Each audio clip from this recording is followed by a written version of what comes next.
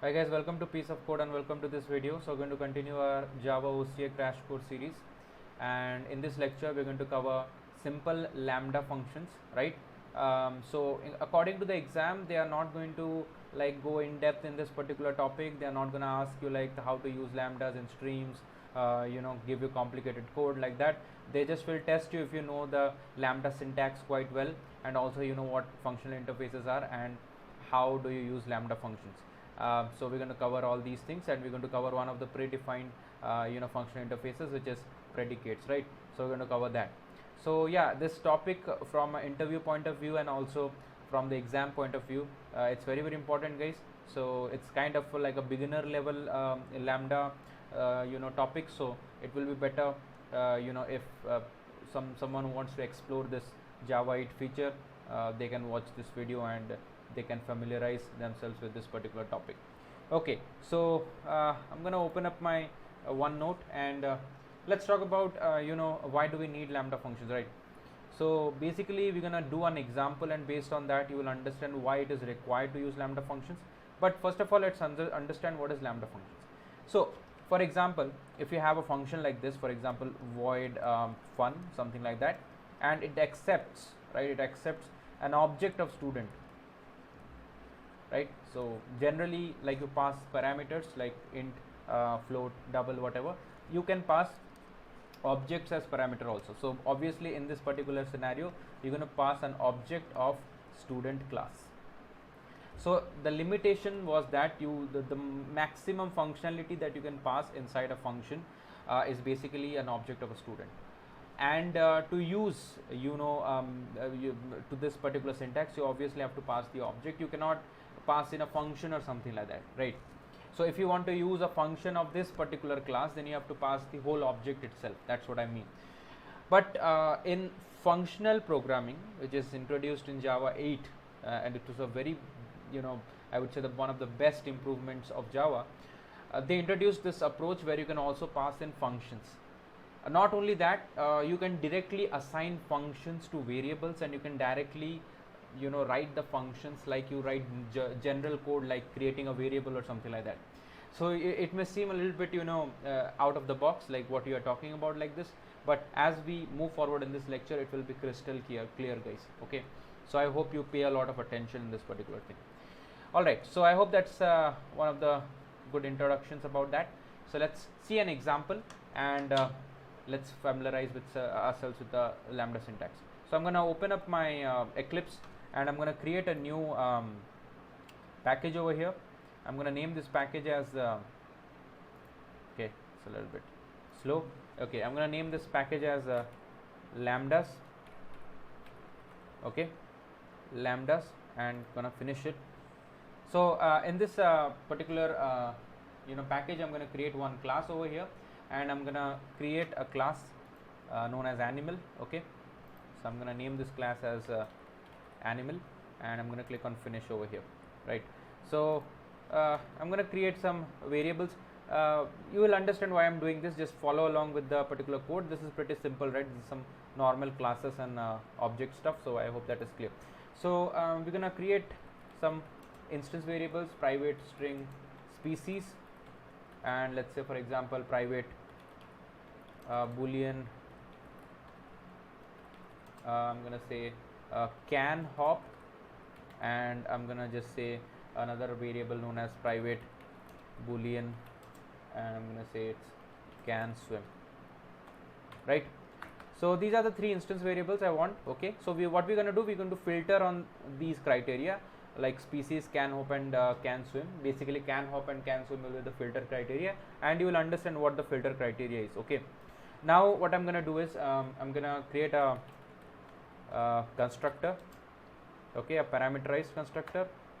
So I'm going to pass in some things like string species, string can hop, and string can swim. All right, so and then we're going to just assign it to these variables. So I'm doing it all together again because you can have a practice on this parameterized constructor. So this dot species, I hope you know about this keyword. We covered it in depth dot species equals to species normal syntax, guys. This dot can hop equals to can hop, that's sorry, and then this dot, okay, this is a string, oh my bad, that's boolean, sorry guys, sometimes I also have a slip, right? So this dot can swim equals to can swim, yeah, that's great. Now what I'm gonna do is I'm gonna create a function over here, and like 3 functions I'm gonna create. I'm gonna say public boolean can hop, okay, and it will just return. So basically these are say getter functions, right? So I'm just gonna say return can hop, right? And I'm just gonna copy this function another time for can swim, okay, and I'm gonna just say can swim, right? Then we're gonna just create another function, for example to return the species. I'm just gonna say, for example, public string to string or something like that. Let's keep it whatever name you want to give, you can give it, it's up to you. And in this function I'm just gonna return the species, right? All right, so we are mostly done.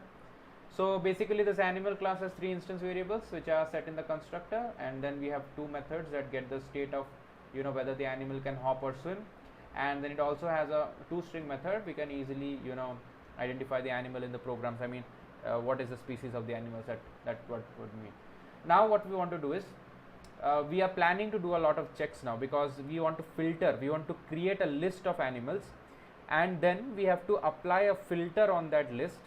So based on the filter criteria, some animals will be displayed, or we're going to display some animals on the screen, or whatever you want to do, right? We want to do that. So we want an interface now. So I will create an interface which will create, like, have a test method or something like that, and we're going to override that test method with the required logic for the filter. Now it seems a little bit vague at this point, but once I complete this code, it will be crystal clear. So I'm going to create an interface over here. I'm going to go and say new interface, and guys, I have not discussed about interfaces, so don't worry. An interface is just like a abstract class, right? But it will only contain abstract methods, because in abstract class we can also have concrete methods, but in interfaces we do not have that. But nowadays we can also write default methods. I'm not going to go deep into this right now. Just understand that interfaces are just like abstract classes. It's different, but it's like abstract classes which contain abstract methods as of now, and then we have to override it to provide the implementation. We're going to discuss this in detail in our later chapters, guys, so don't worry about it. So I'm going to name this interface as, for example, I'm going to name it as I don't know, check, not getting the name, check, I don't know, trait, right? Oh, that's great. So now I'm going to create a method over here. Obviously it will be a an abstract method. You don't have to use the abstract keyword in interfaces, because by default when you write some method, it's considered as abstract in interfaces.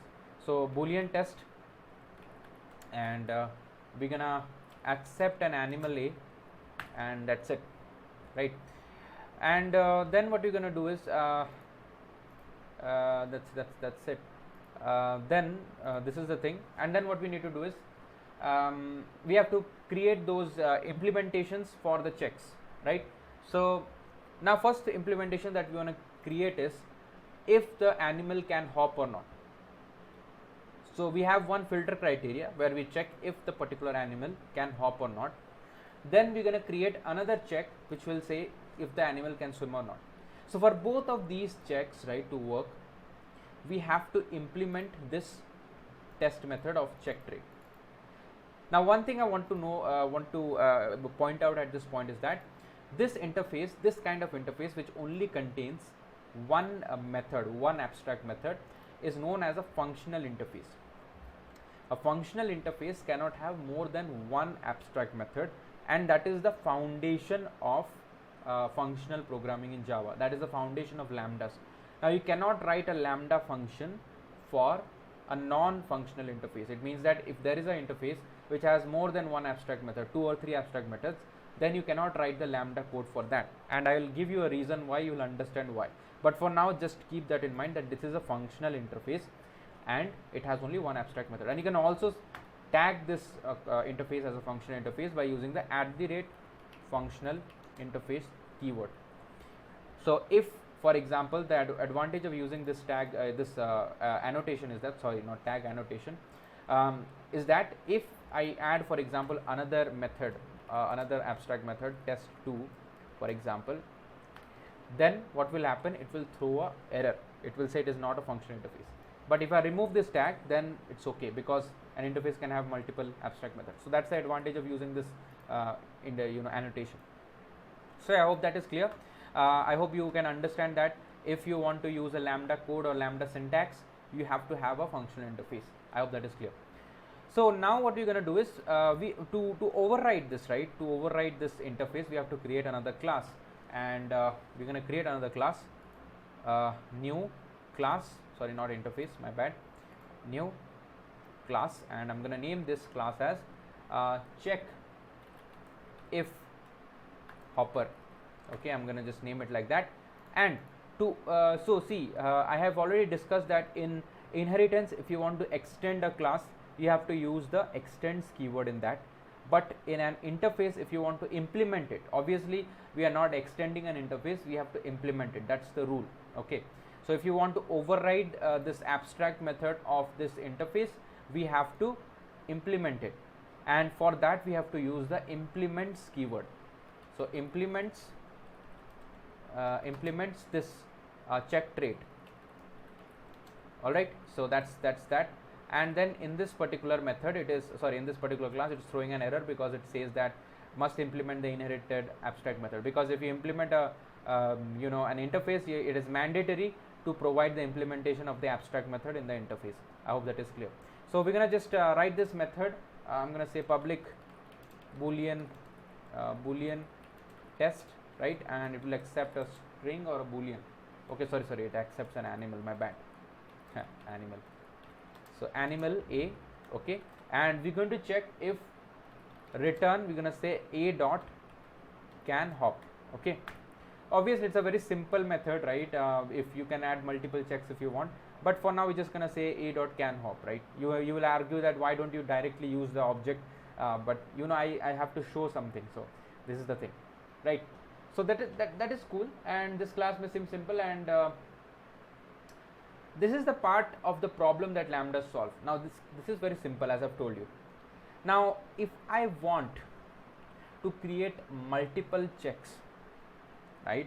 For example, I have multiple what do we call, can hop, can swim, can jump, or I don't know, can run or something like that. If you have all these things, then I have to create multiple classes, and in those multiple classes I have to use this implements keyword, and then I have to give implementation of this method. Now this is where lambdas come into the picture. Before going to that, let us complete the code, and I hope you are getting an idea why lambdas are important. So this kind of complicated scenario where you have like 100 implementer classes, right? Lambda will solve this in a blink of an eye. So for that, what we're going to do is we're going to just create a normal class as of now and complete the code first, and then go to lambda. So I'm just going to say animal search traditional, because it's the traditional approach, TRADI, traditional way of using functional interfaces. So I'm just going to go with that. And here what I'm going to do is I'm going to just create certain list of animals, and then we're going to apply the filter. So list, you already know the syntax, guys. You have to provide the this generic over here, that we have to store animals, so we have to provide the generic as animals, right? So animals equals to, I'm just going to say new array list, right? You can omit this thing, it's not required anymore to give the generic over here anymore. So that's cool. Alright, so we're going to add some animals now. So I'm going to say animals dot add, I'm going to say new animal, and the species is I don't know, fish, and can hop. Obviously fishes cannot hop, so false. And can swim, is it that? So obviously they can swim, so true. We're gonna copy this a couple of times. One, okay, sorry, I have that you know, habit of doing it with control D with intelligence, so I thought this will work over here, my bad. So fish, and then we have kangaroo, and obviously they can't swim. They can swim, kangaroos can swim. Okay, they can hop but they can't swim, right? True and false, so they can't swim. Then we have I don't know, a rabbit, and rabbits can hop obviously, but they can't swim. For example, then we say a turtle. Okay, they can swim, sorry, they cannot, sorry, they cannot hop. This is the hop parameter, but they can swim. That's cool. So yeah, that is it. Okay, now that I have added 4 animals, let's create the print method which will filter by some condition which we have already created, and then it's gonna print it. So we're gonna create a print method over here. It will be a very generic method, and it will be like, it will be able to test for any kind of checks. So we're gonna do this. We're gonna say private static void, for example, void print, right? And we're gonna take a list of that animals obviously, which we're gonna filter out, and animals, and then we're gonna take the check trait, because obviously that check trait class contains the implementation for the particular filter operation. So yeah, so now what we're gonna do is we're gonna just say we're gonna create a for each loop over here, and then we're going to filter the animals in the list. So I'm going to say if checker dot test, and the animal is what? Obviously the animal, this particular reference that we are getting after each loop, so that will be the one. And then if checker dot test animal, then what will happen is we're gonna print it. So just gonna say animal, because it has the toString method, right? And then space, right? So yeah, that's what it is. So if I run this code now, okay, sorry, if I run this code right now, run as Java application, then okay, I forgot to call the print method over here. So print, first of all we have to pass in the animals over here, and then we're gonna pass in the new check if hopper, right? Because yeah, so because this is the interface, right? And here we have the implementation class, and you already know that parent p equals to new child. I hope you know this syntax, because the the child object can be held by a parent reference. So obviously, even though interface is exactly not a class, it's still kind of a parent of this implementing class, which is check if hopper. So you can easily pass in the children of check trait checker. That's why it's a very generic method, right? So you can do that. Okay, so whatever. So let's now just so you can see kangaroo and rabbit, because they can hop in this case. So that's great. Now it is working really fine. What if I also have to create a filter for animals who can swim? So we have to create another class for that. As I've already discussed, we have to create another class like check if swimmer, and then we have to write another print statement over here, and instead of check if hopper, we have to say check if swimmer. Now if it had more checks, then we have to create more classes, and we have to pass in like this. So this is where it becomes a little bit complicated and a little bit I would say tiresome and burdensome to implement. So let's see what we can do in this case. I'm going to write some code. It's going to blow your mind. So what I'm going to do now is I'm just going to say a and a dot can swim. So this entire thing that we have done, check if hopper, this particular new keyword and everything, was just replaced by this single line, and I didn't even create any other class also. So if I run the code now, then you can see that fish turtle is also coming, so it is working. So what is this funky code that I have written over here? What is this thing that you are saying now? Is this some kind of magic? Yes, kind of, yes, but it's pretty simple to understand, guys. Now I'm going to explain you the syntax of lambda functions first, and then you will be able to understand what is happening over here. So this is one of the most simplest lambda expressions, right? And it kind of looks like a function, but there are certain things that is missing. All right, now let us see the lambda syntax, and then you will understand. So the general lambda syntax that comes in looks something like this.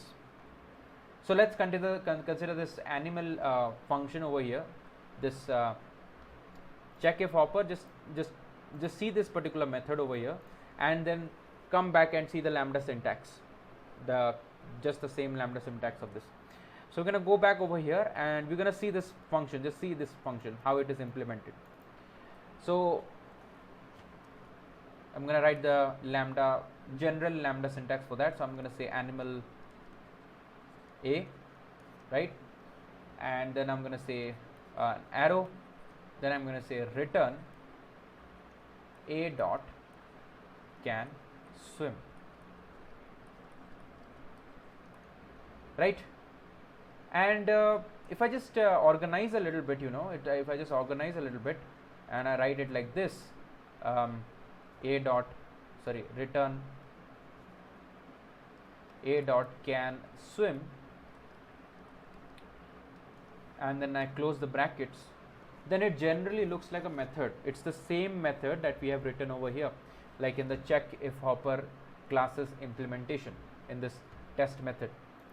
The only difference that you see between this concrete method and in this particular lambda method that you see over here, just let's call it a lambda, not a lambda method, we call it a lambda, is that it doesn't have a name, it doesn't have a return type, it doesn't have anything. It just has a list of parameters that you want to use, and then it has a body that you can see over here. So what does it replace? It just replaces the implementation of the functional interface, right? If you go over here, if you check this functional interface, it has an abstract method, and in the check if hopper class we are implementing that test method that we over here. So instead of doing all of this, like providing an instance of a class that implements this test method, we just write the implementation. So just understand the terms. Instead of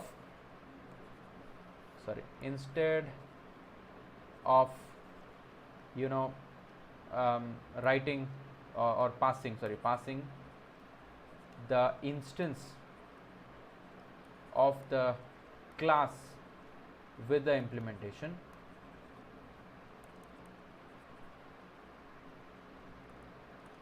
we pass the implementation itself. So we directly pass the implementation, which is the lambda. So I hope this is getting clear now. So if I go back to this code, and if I go to this method, and instead of this I can replace it with the code that I just wrote it over here.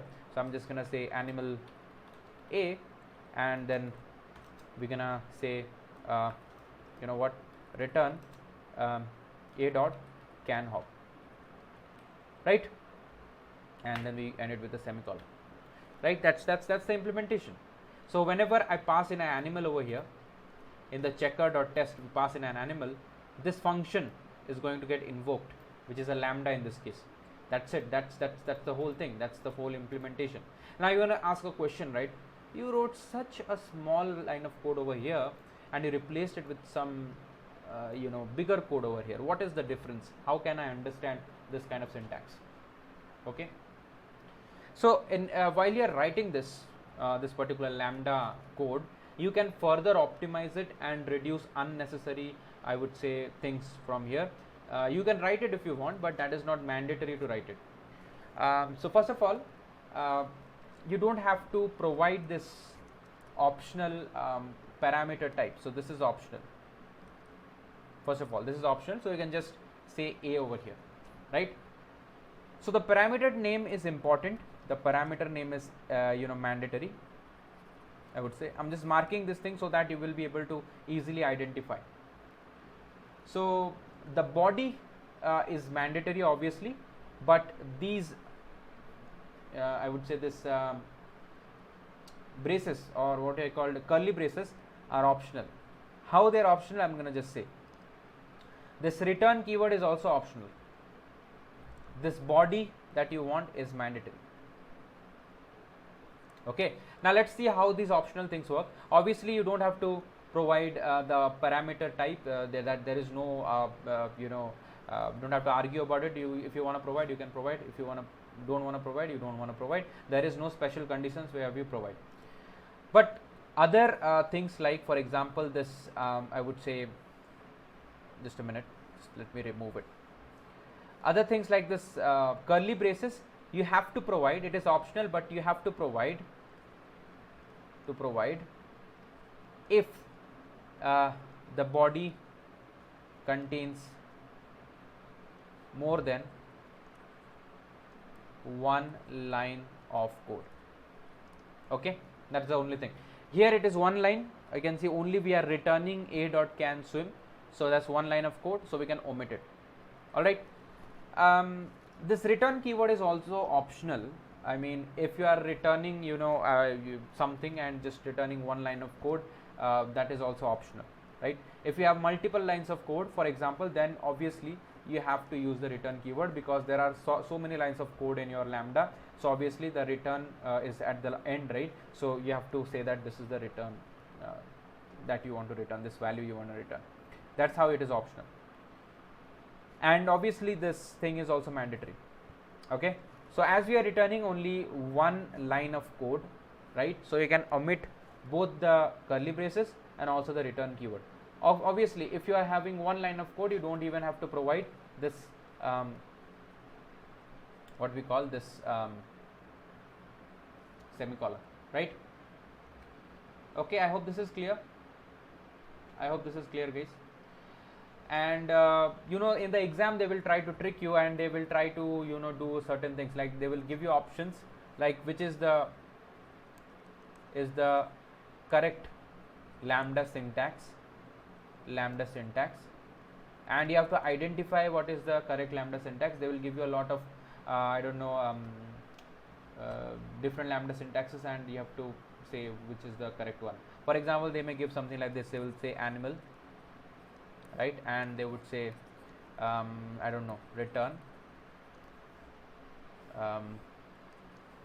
a.can hop. That's it. Now it is nearly the correct syntax, but you have this semicolon missing, so it is wrong.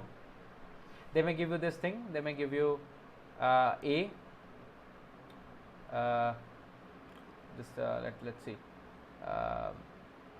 Okay, they will give you something like this. So A, and then they will say return a.can hop. This is also not true. If you are using the return keyword, guys, you have to use the curly braces, and also this one is not necessary if you are not providing the curly braces. So this kind of things you have to be aware of. Just remember this syntax, guys, and remember what are the optional things, whatever these are the optional things, and how the syntax is formed. And if you are good with it, then you are good to go. So this thing is optional. Curly braces are optional if you have one line of code. Return is also optional if you have one line of code. This one is also optional if you are not using the curly braces. Okay, so I hope that is clear, guys. Please be very aware of the syntax. They may give you this kind of question. They may try to trick you, so be aware of the lambda syntax. So let's see more examples and familiarize ourselves with the lambda code, right? Okay, guys, so let us see some issues that you can face while working with lambda functions. Okay, first of all, what if we see this kind of code? So we have a comma b, this is normal lambdas, and then we say, for example, int a equals to 0, and for example then we return we have a return statement and we return 5 over here, right? If you see this kind of code, do you think this is okay, this kind of lambda functions? The correct thing is it doesn't compile. Why? Because we tried to redeclare a, which is not allowed. So by contrast, the the following line that I'm going to write is okay, right?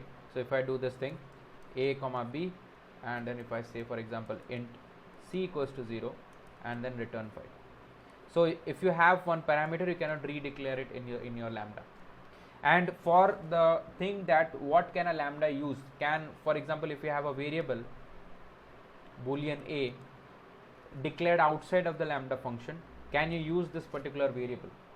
So to answer this question, lambdas are allowed to access variables. Okay, now this topic is not in the OCA exam, but obviously in your day-to-day life you may come across this particular thing, that there is some external variable that you want to use in a lambda function. So it's possible to use them, but the trick is that they cannot access all the variables, right? Only instance and static variables can be accessed by lambda functions. Okay, and method parameters cannot be reassigned. That is very, very important. So these two things you have to remember: static and static and instance variables can be used inside a lambda function, and second thing is that method or parameters or lambda method parameters cannot be reassigned, right? I hope that is clear. Alright, so you have to follow these rules, guys, otherwise you will receive compilation errors, and in the exam they will try to trick you by doing all this kind of stuff. Alright, now let us talk about one of the predefined functional interface that Java itself provides you. Predefined functional interface just means that there is already a functional interface, you just have to implement it, right? It makes your life a lot more easier, guys. It will seem that why is there a normal functional interface given by Java when we can create our own functional interfaces, right? When you do a lot of coding in this stuff, you will understand how it is important, and I'm also going to give you a real life example about that. Then you will get the importance. So one of those things, and the only one predefined functional interface comes in.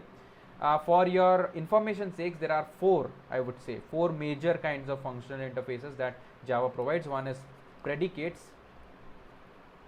So sorry for my handwriting, guys. Predicates. Second one is function. Third one is supplier, and fourth one is consumer, right? These are just functional interface names that has been already provided by Java, and out of these four, only predicates is the important thing for the exam, and we're going to discuss predicates only. As this is a beginner friendly lecture, so I would assume that only one of the functional interface we're going to cover. If you understand one of those, the other three are piece of cake. Just the return types and stuff will change, that's it. So talking about the functional interface, this particular predicate, how does it look? Obviously, if you see this functional interface, how does this check trait function looks, this check trait interface looks? That's what we mean, because there is already a functional interface given by Java. How does that functional interface look? Let's see. So it looks like this. It goes like public interface. Obviously we have to use the interface keyword, then predicate, as the name is predicate, so it goes like predicate, and then we have a generic over here. We have a generic. You can guess why do we have a generic over here. Now we haven't covered generic in details, but you just know that whatever data type you pass to the generic, it just becomes that only. Okay, if I pass boolean over here, then basically you can use boolean types. Just a normal layman terms I'm explaining. So this is it, and then we have this thing, and then we have one method. Obviously this is the functional interface, so it will have only one method, and that method is boolean test, and it accepts one parameter which is t, small t. So obviously if you pass a boolean, then this parameter will accept boolean types. If you pass integer, then this particular method will accept integer type. So that is the advantage what Java provides. You use generics and you pass in whatever data type you want. That's it. So this is it. So now you will understand that why is it so necessary to use it. So see, in this particular code that we have written,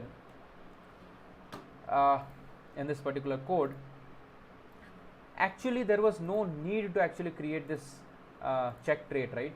We already have a predicate interface. We can use that predicate interface to provide the implementation of the test method. We already have a test method over here, and in the predicate interface we also have a test method. So test, same thing. So if instead of using this check trait,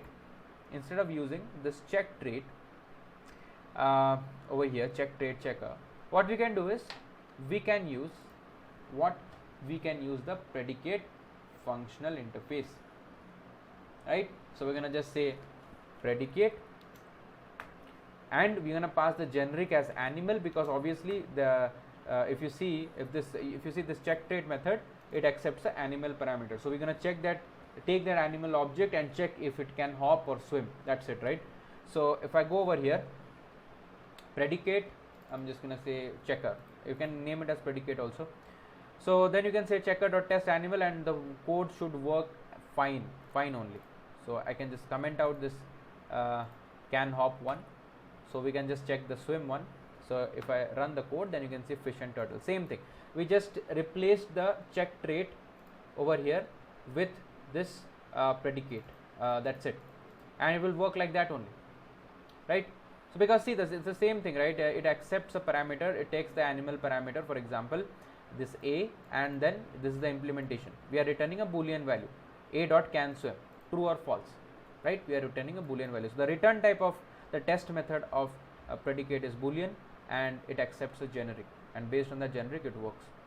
I hope that is clear, guys. Alright, so this is one of the mostly used functional interfaces in Java that you want to use. Now Java 8 even integrated the predicate interface into some existing classes. It means that there are certain methods, right, that already uses the predicate interface. So if you pass the implementation for the predicate interface, it will automatically work. Now it's better to give you an example than to just rumble in the theory, right? So we're gonna create another class over here, and I'm gonna just say, for example, to better understand it, let's create a class that is better. So I'm gonna just name this class as, I don't know, predicate practice, and gonna need the main method, so I'm gonna create the main method. Alright, so I'm gonna say I'm gonna create a list. I'm gonna take the type as string, and let's say bunnies equals to new array list, I'm gonna say, and over here let's say bunnies dot add, and let's add some bunnies, long ear bunnies. I'm gonna copy this a couple of times, let's say 1 2, and then just add some more bunnies over here, so floppy, and for example we're gonna add it over here, hoppy. Just name whatever you want. So what we're gonna do is we're gonna print this. First of all, let's see what we have. This going on a okay. So let's run this code. Java application, long ear, floppy, and happy. Alright, so we have printed these bunnies. Now let's do some operations on this bunny. So what I'm gonna do is I'm gonna remove all of the bunnies from this list where the first letter is not H. In this case we have only one bunny where the first letter is H, right? So what comes into your mind? Basically you're gonna run a for loop, then do some checks, and then remove the item. It will take some lines of code to do this. What if there is a method which can do it in one line, and we have to use the predicate functional interface for that? So the method is remove if, and bunnies dot remove if, and see this method. If you see, this remove if method accepts a predicate. Obviously that's a filter and boolean connection. Okay, So whatever you write inside this filter, if it returns a true value, then this remove if method will remove that particular item for that filter, right? For example, for the first item it returned true, so it will remove it. For the second item it returned false, it will not remove it. For the third item it returned true, so it will remove it, right? That's how it works. So the remove if method will take care of iterating over your list. You just have to provide the condition or the filter condition for each item in your list. That's it. So it will obviously accept a predicate. So this filter right over here, it accepts a filter, and obviously the type that we will pass the parameter as in the predicate, that generic type will be a string type, because obviously the items that we are going to check is of string type. So we're not going to provide the parameter type in this case. We're going to just say S. Obviously it will automatically assume that the parameter type is a string, because the list is of type string, right? So each item in this list is of string type. So we're going to take the string value for each item, and then we're going to write a condition, right? And we'll return either true or false for that. So I'm just going to say s dot character at, I'm going to say at 0, if it is not equals to h, then please remove that particular item. So as I've told you, right, for each item it will this particular predicate will be checked, right? So for the first one, obviously this one is false, so it is not going to get removed because L is not equals to h. F is also not equals to h, so it is going to stay. Sorry, my bad, sorry. This one is going to be removed because it is not h. I just thought the opposite thing. It is also going to be removed because f is not h, right? So it will be true, so it will be removed. And finally h is there, so it will remove false, it will return false because h not equals to h is false. So this one will stay and these two things will be removed, right? I hope this is getting clearer for you now. And then if I print the value of bunnies right now, and if you see, then you can see that only Hoppy is there. So see how easy it is, in one line we just wrote this remove condition for a particular list or a collection, and you can do much more with it. That's why it's a very vast topic, guys. It's just a beginner friendly lecture for the OCA exam and for the people who are just getting introduced to the functional programming in Java. I hope this helps, guys. We're gonna meet in our next lecture. Till then, have a nice day and best of luck. Bye bye.